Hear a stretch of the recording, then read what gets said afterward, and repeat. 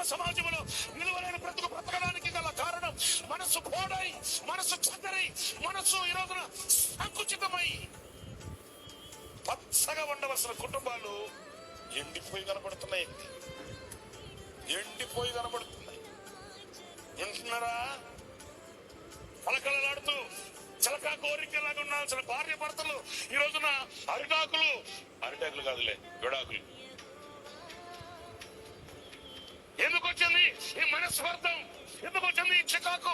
ఎందుకు ఇలాంటి ఎడబాటు కలిగిందనంటే అంటే ఎప్పుడు చూసినా ఎండిపోయిన మోడులా. నా ప్రియమైన సహోదరులారా, నీ దుఃఖ దినములు సమాప్తమగును గాక.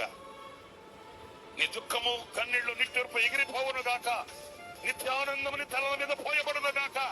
ఎప్పుడు నీ కుటుంబమైన, నీ సమాజమైన, నీ సంఘమైన, నీవైనప్పటికీ కూడా